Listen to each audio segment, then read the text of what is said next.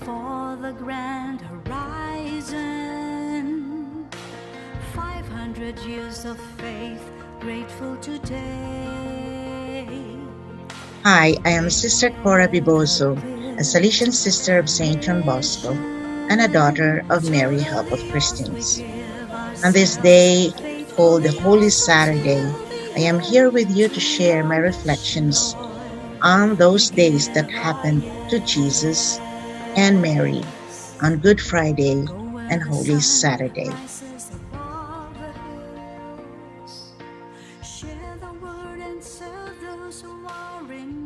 So my talk is about the Blessed Mother, who is Mary, and she is with us today. Let's start with this song as our prayer.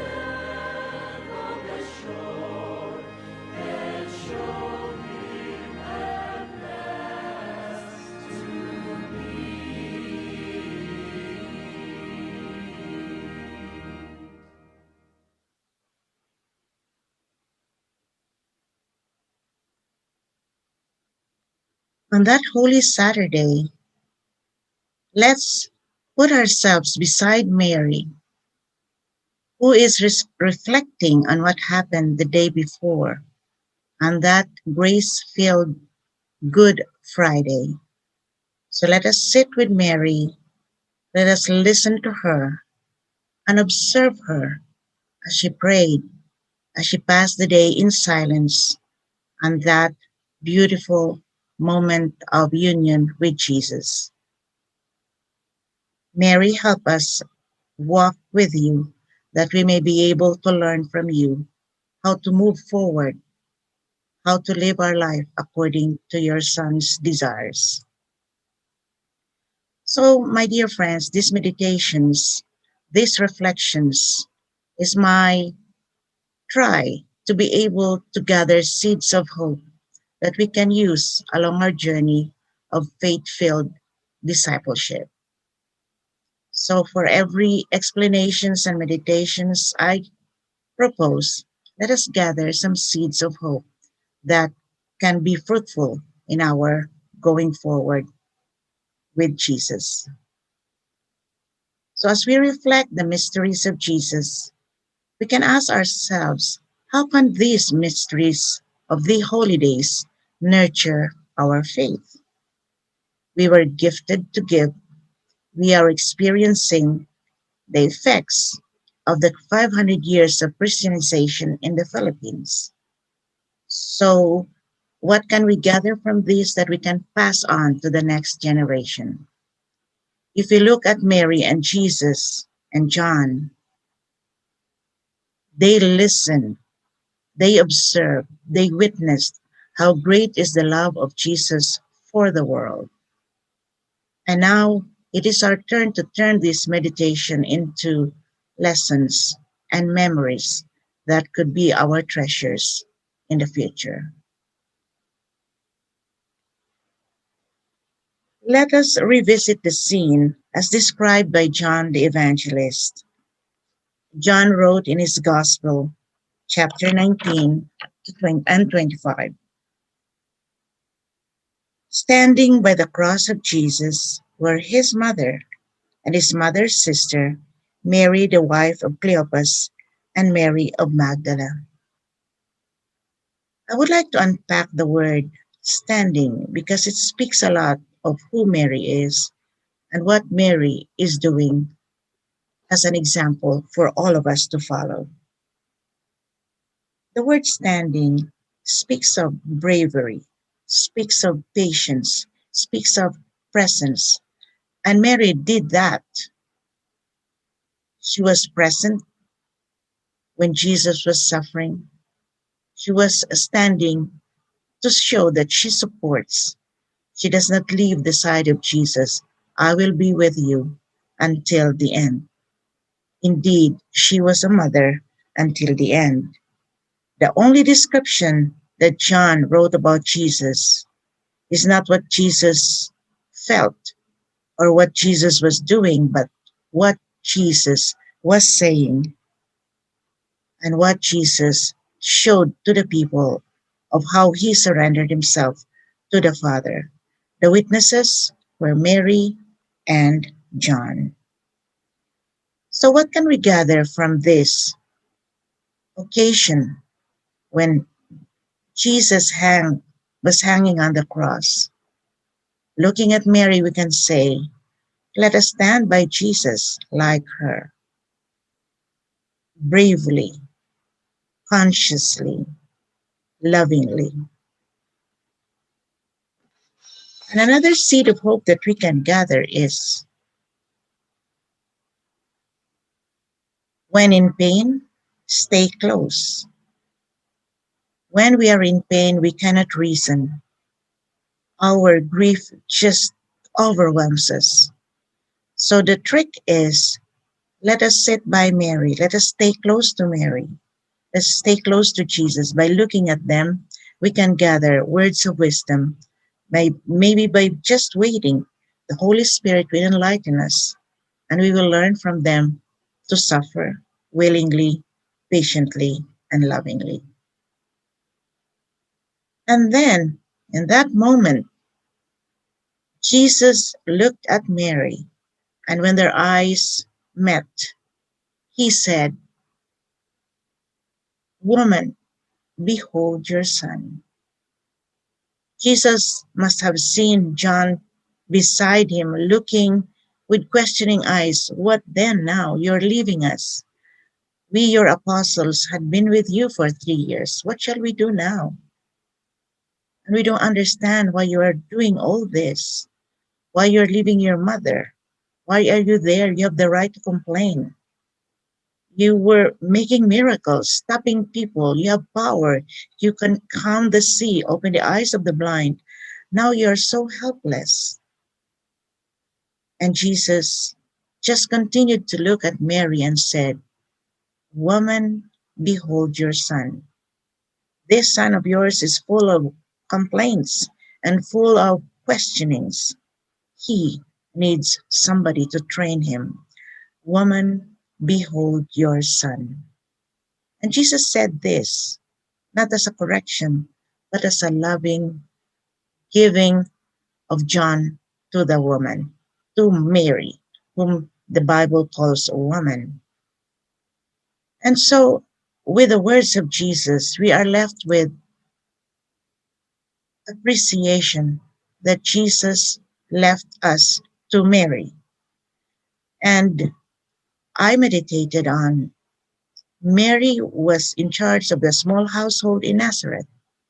With the words of Jesus, Mary was elevated into participating, into gathering the bigger household of Jesus, the bigger family of the disciples, the bigger family of the church. So Mary, by being called by Jesus as woman, behold your son, Jesus is telling Mary, Mary, you are now the mother of my mystical body. Take care of them. With you, they are safe because I know that you will bring them close to me. So the seed that we can gather from here is Mary is the mother of the church. Mary can claim us. We can also claim Mary as now I have the right to ask you because with Jesus' words, I am close to you. You protect me. You protect us. You help us. So let us call on Mary as mother. It's the best address that Jesus can call Mary, mother. And now, because Mary is the mother of the church, she belongs to us too. So we can say, let us bring Mary to our homes. Today, our homes are inundated by many distractions. Our relationships are battered. Our children are sick. Many of our young people are astray. Why? Because prayer is not in their language. They are affected by the many distractions today. So, Father Peyton was saying, famous preacher of United States, he said, the family that prays together stays together. There is the wisdom in this.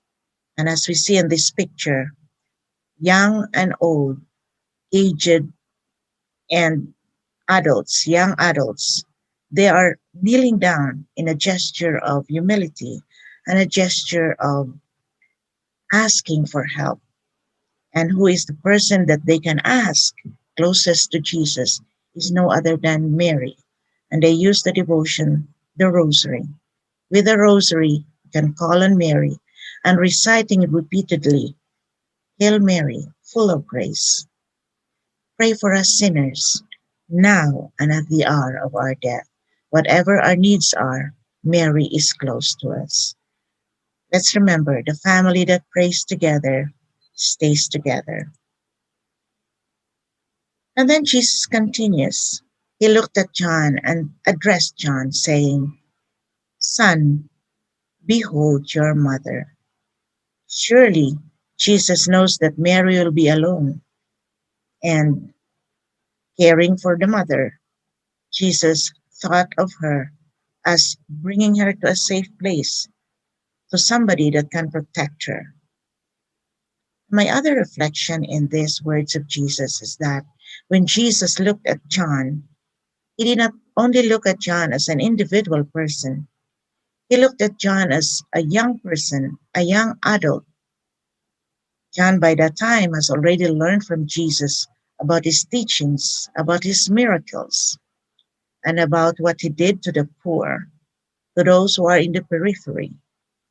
So he challenges John, you want to be an evangelizer, you want to follow me, I will give you a teacher. I will give you a teacher who can be your mother and also your guide. And also, because I am a Salesian sister, my ministry is for young people. I was just pushing my thoughts to thinking that Jesus must have thought and must have said to John, John, I see in you the young people of the world. I love them. I think of them because they are the now of our society. Pope Francis said, the youth today is not only the future, they are the now of our history. So I would like to give you a mother whom I know is very sure to teach you, to bring you to where you're supposed to be. As evangelizers, you need a mother because she learned how to listen to my word and kept it. We have also to learn how to suffer. I am suffering now because I have learned how to suffer. Mary taught me patience.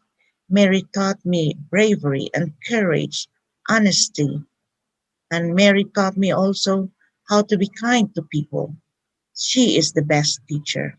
Learn from her. And so, what can we gather from this panorama of love of Jesus?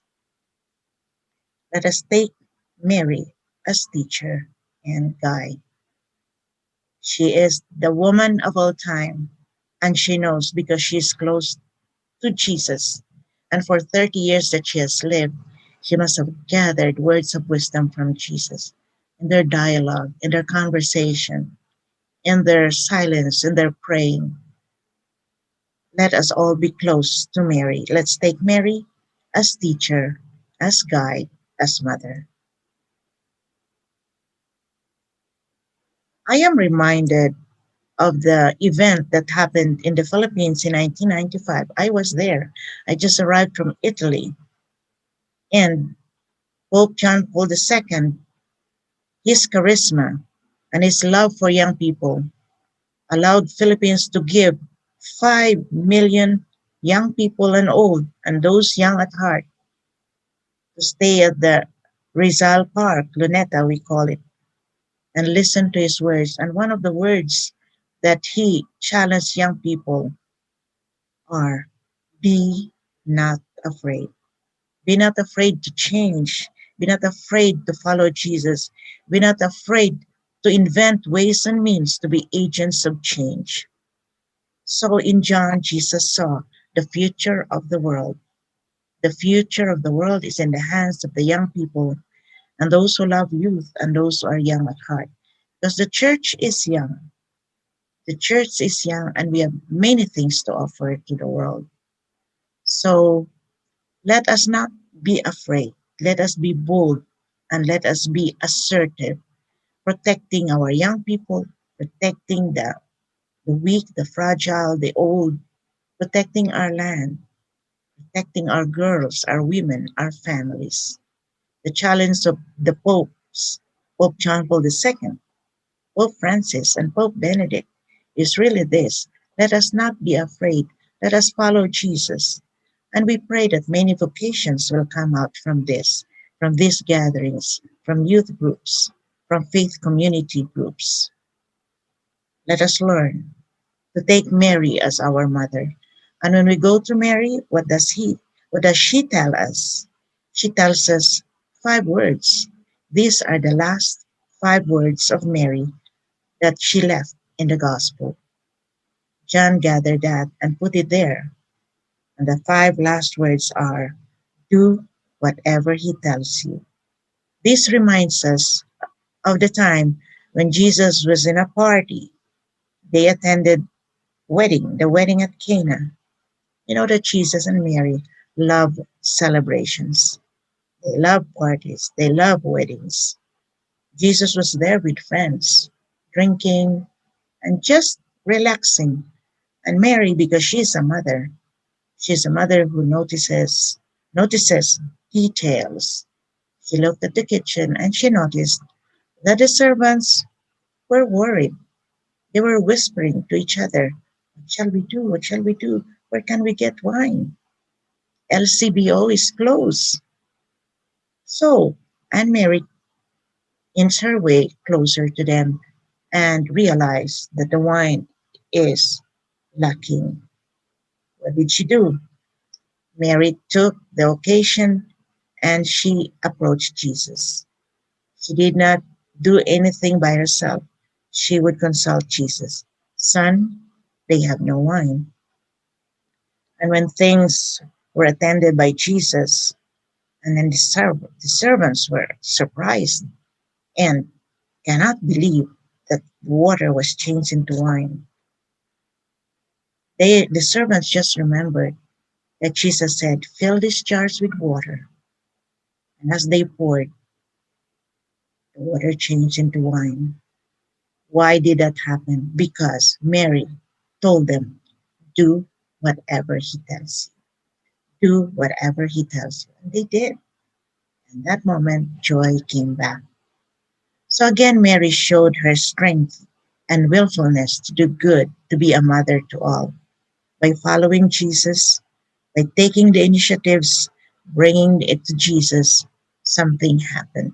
So when we approach Mary, she takes the initiative, but then she does not do it by herself. She goes to Jesus and says, Son, their joy is running out. Son, they are sick. They need. Son, they need good relationships. And so grace will flow because we are close to Mary. We are willing to obey and follow the desires of Jesus.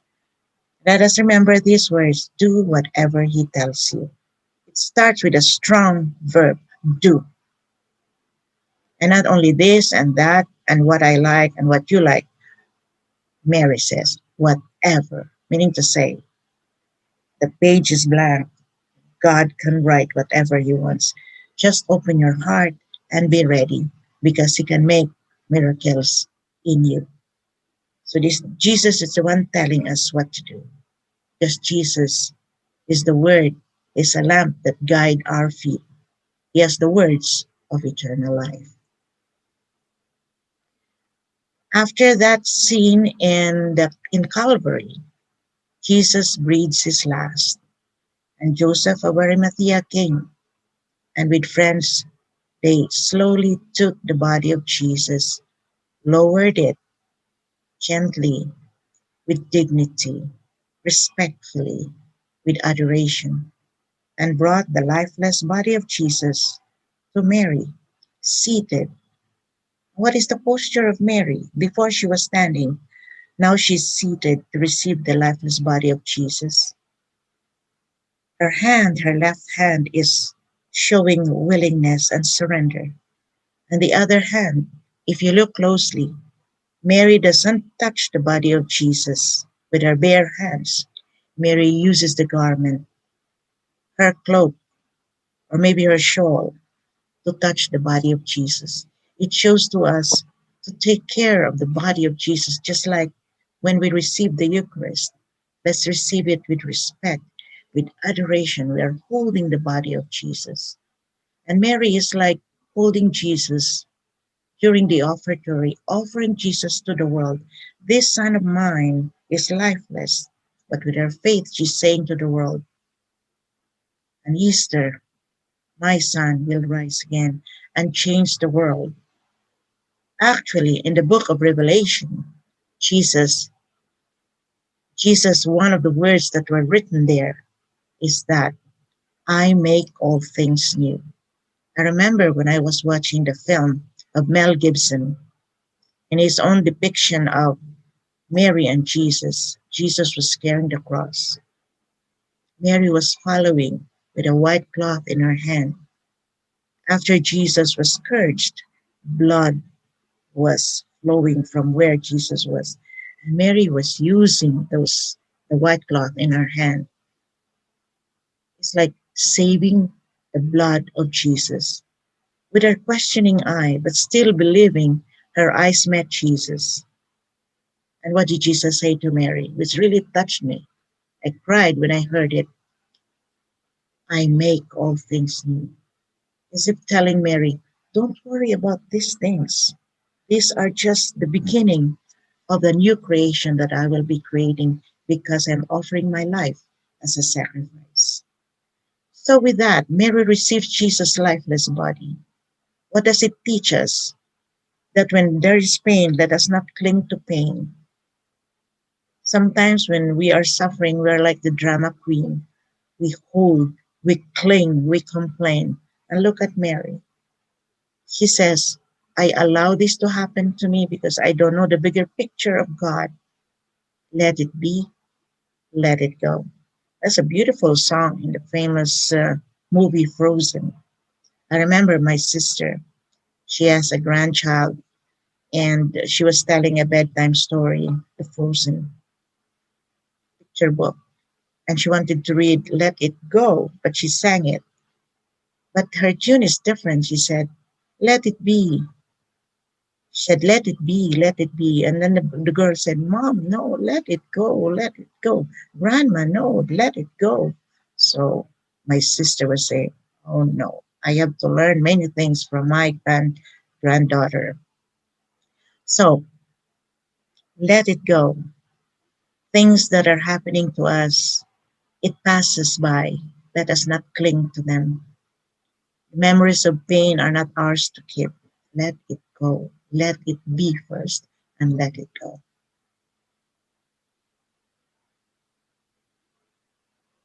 This is these are only three-letter words, but they mean a lot. Let it go. Because things are not ours. We don't possess things, neither we don't possess people. They're given to us temporarily.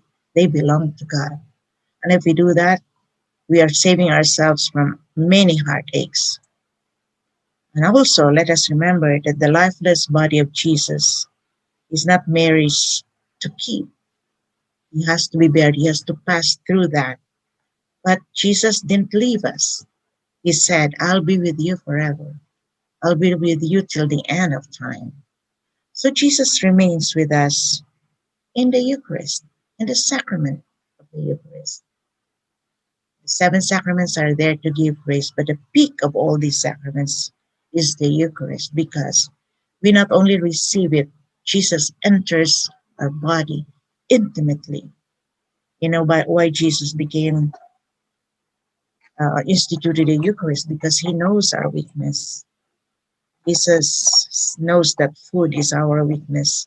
When we were conceived in the womb of our parents, of our mom, we were eating. So that was our sustenance. The moment we are out in the world, the first thing we look for is food. And everything that we see, we eat, even though it's not supposed to be, because we are made for food. We are made for nourishment. That's what Jesus said. I know your weakness. Therefore, I will become food for you. I'll become bread for you. So that is also something to learn from. Excuse me. Jesus remains with us in the Eucharist, not only during the Mass, but in the tabernacle. She's present there, forever present. That's why we can make adoration. We can visit the Blessed Sacrament. Jesus remains with us to tell us, you are not alone. I remain with you. Visit me. Pray for me. Pray with me. Pray for many people. So I take the liberty of comparing ourselves to bread. When Jesus was in the Last Supper, he used these words, which were recorded by the evangelists. Jesus took the bread, blessed it, gave thanks, and gave it to his disciples. So our life is also like bread.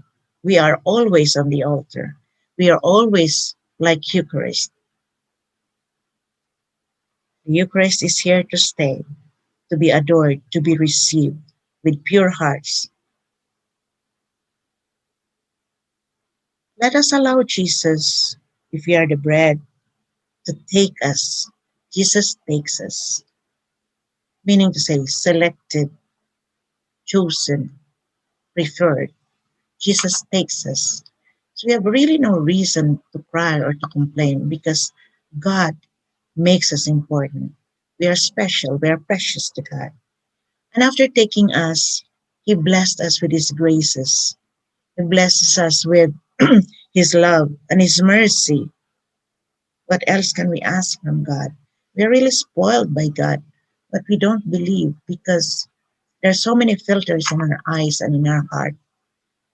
God blesses us and makes us strong. And then when He makes us strong, when we become stronger and stronger, Jesus said, I'll break her. Meaning to say, I'll prune her, I'll check so that she'll become like gold. She'll become more brilliant than the diamond. So Jesus breaks us by giving us some little suffering so that we will not be attached to this earth.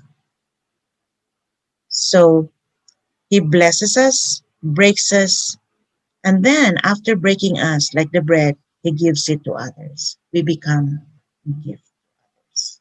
So if we live the Eucharist, we'll become like a perpetual gift. Our Our logo tells us we are gifted to give. And before doing that, let us stay again close to Mary as she waited for the resurrection. We have to learn from her to be silent, to be in the dark, but still strong, strong in hope. There are many things, there are many ways we can learn, especially from nature. By looking at nature, we learn that nature has its season. It can wait from spring to summer to fall to winter. Our winter here, our winter in Toronto is harsh. Where I live with my family, I didn't grow up there in Timmins. We have 6 months of snow. So by looking at nature, we learn how to wait. We learn to accept. We learn how to make use of many things. We can play with it. We can use it. We can profit from summer, from spring. And in silence, like the tree in winter, in silence, it doesn't speak much. It doesn't, it is even bare with leaves, without leaves. But in silence, they become strong. They gather strength from below, become strong. And later on, when spring, the clock of spring is on, they will just burst into leaves and flowers, symbol of hope. So with Mary, she waited.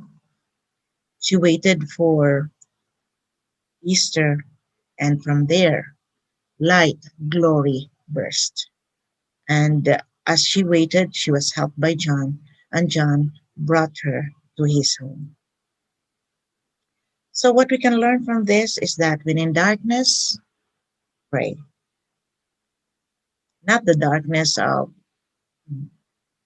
blackout. When in darkness, when we don't know the what is before us. When in darkness, when we are confused, when we are lost, when people abandon us, pray. Prayer is light. Prayer is our thread connecting to heaven. Prayer is our Wi Fi. We can reach God anytime as long as we are charged. We are charged with love, with faith, with hope, and charity. And when in joy, give thanks because we are not only people of darkness, of sadness. We are not people that are just thrown to the dark. No, when in darkness, pray. Darkness in us is not our place. And when in joy, give thanks. So God balances our life with darkness and with joy. And now, ladies and gentlemen, I'm ending my talk. This is a reminder for all of us of what we are supposed to be in the next 500 years, gifted to give. And I would like to give you a little bit of idea about how to live the word give, which is the key to holiness, a key to peace, and a key to good relationships, and a key to a peaceful kind of living. So we are called to give. Let us give generously. Let us give willingly. Let us give with love. At the same time, use our wisdom to give or not to give. So, we are people loving gifts. You know, Filipinos are people who love gifts. That is why, what is our greatest feast? We chose Christmas because Christmas is the feast of giving. And we anticipate Christmas even. When it is a birth, September, it's already the start of Christmas. Because we cannot wait. We can't wait to open. It's like we are people of surprises, of anticipation. There's something, there's something exciting about opening gifts. You know, there is a surprise. There is a surprise. So if people experience that, let us give them gifts. And you say, I have no money, I am poor. There's nobody you can call poor. You can just smile, and that is your riches. You can even offer a hand or offer a smile, offer a nod, offer an appreciation. This doesn't cost much. So we are people that are ready to give. That was passed on to us by our forefathers. So learn to give, and not only give, you have to learn how to give in, because there is a time when our crest gets taller and we say, I know it all. I can do whatever I want. And people are just there. This is my idea. My idea is the best. And when somebody suggests, no, who are you anyways? When you do that in the family, that's the start of chaos. When you are in a group and say, I am the one, I'm the best, I know it all. No, no, no. You have a wrong understanding of who you are. Somebody is always better than us. When God created the world, He did not give His traits only to one person or to one country or to one race. He distributed it. There was like a big spark or like fireworks. And in each of that spark is part of Himself. His goodness, His kindness, His liberty, His freedom, His graciousness. And we receive a spark, some two, some three, some four. So we don't claim. When people suggest to us, let's listen. To listen is a sign of maturity. To listen is a sign of courtesy. What did you say, my dear? What did you say? Then listen and let it enter. And then you weigh it. And then you say, oh, that must be, that must be fun. I think I'll try it. And when you do that, you open your gate and people are welcome to say. Those are the people that are most free and the happiest people. But those who hold on to their ideas as if it is Gibraltar, then people shy away from that person because that is childish, that is cowardice. Or sometimes they're just hiding their own weakness. So let's try to give in to your wife, give in to your child, give in to a neighbor. But then you have to be smart too. You have to give in, you have to listen. Sometimes you don't listen because we're busy. We don't call on God, we call on Google. One day a child told his father, I wish I am an app. Dad, what did you say? Yeah, 5-year-old boy. When you wake up, you don't look at me. You look at your phone. And sometimes, excuse me, I see you smile, but you don't smile at me. You scold me. You tell me, go. I wish I am an app. My dear brothers and sisters, don't let this happen to the kids, to your loved ones. The phone is the phone. People are people with faces, with feelings. We don't know how long they will be with us. And then when they are gone, we cry. And then we live in regrets. Start live in the now. Live in the moment. Who is there? Appreciate. If they are not there, we long for them. So let's try to give in. When I was talking to couples, I always praise the fathers and I say, I really like you as the fathers because you have the last say. I envy you. And what is the last word that they say? Yes, dear. So let us not be jealous of the men in the family who has the last word because by their goodness and their kindness, they give the priority to their wife and say, if your mom says yes, I say yes. So that this is like a sharing of responsibility. And then you will learn how to give, you learn how to give in. And I am challenging you to learn how to give up because what we do, we accumulate and we become big and big and big. Our heart becomes big. We call it pride. We call it greed. Learn how to give up. And the first thing we have to give up is sin, our laziness, our lack of, our dishonesty, our procrastination. yeah, our lack of priorities in our home life, in our work. And so everything is a clutter. And so we develop habits that are not useful and that are not healthy. So give up sin because sin disturbs our peace. What is hidden will come to the light. So let's give up possessions. If you are generous enough, donate. uh, Let us help others because we receive much. Let us give up not only what we don't need, let us give up something that is precious to us, that is important to us. Somebody said, if you have two pair of shoes and you're not using it for the whole year, give it up. That belongs to the poor. So, okay, let's give up. And the last is, it has also the word give, but is it more difficult?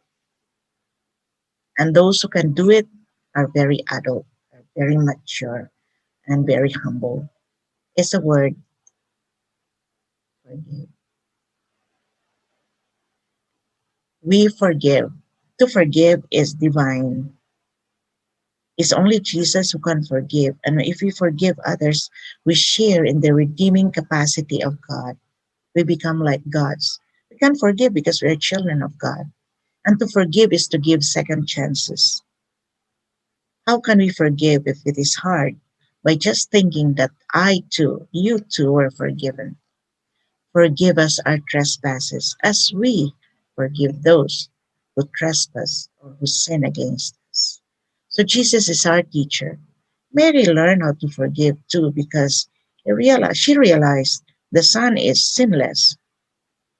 But then they bully him, they whip him, they torture him. But Mary does not have rancor in her heart. She forgave. She threw all the questions she had to Jesus. And then when she realized that this is the big plan of God, she let, she let it go. So to forgive. And now, finally, I end my talk. Let us remember that there is a challenge to all of us Filipinos here in the Philippines and all over the world. Like Mary, our mother, let us learn to give because we have been gifted. If we are gifted to give, let us do it gratefully and willingly. This is our gift to our neighbors, to all the people that is around us. We have been touched by God. Let us touch others' lives. God has given us so much. Let us share. God has blessed us. God has forgiven us. Let us do the same because this is now our gift to the world.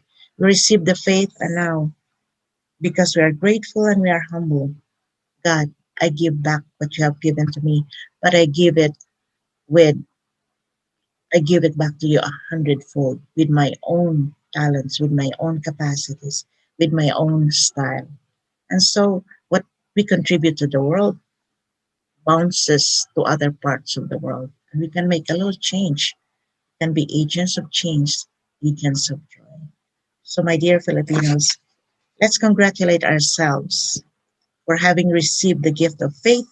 And now this faith, we put it in a platter and offer it to others with decorations of smiles and joys, our own style, sariling atin. Let us continue to say when we do something, when we are confronted with many things, to look at God sa awa ng Diyos. Sa awa ng Diyos. And we can say that with Mary, because Mary walks with us. Mary is with us. She is our mother. She is our help. She is a woman of all time. Thank you, and God bless you.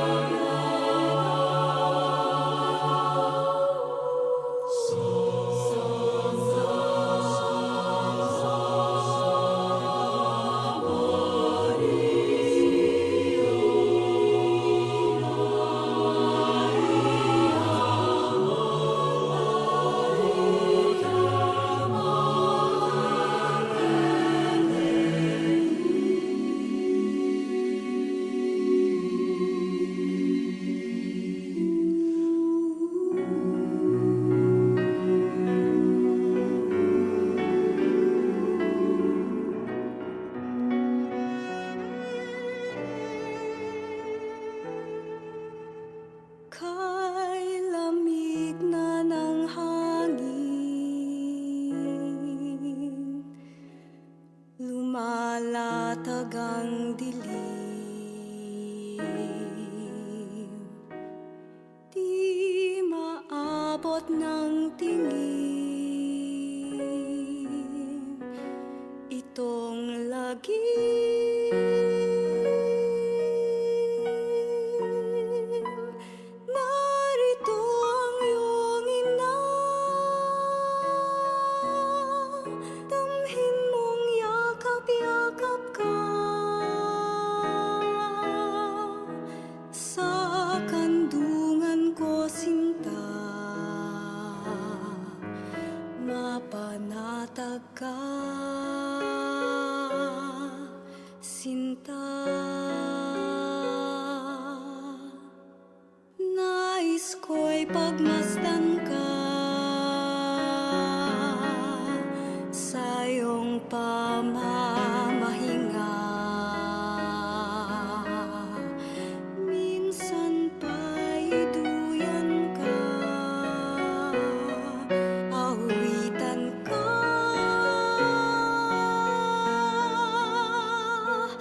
di ko man nababata. Puso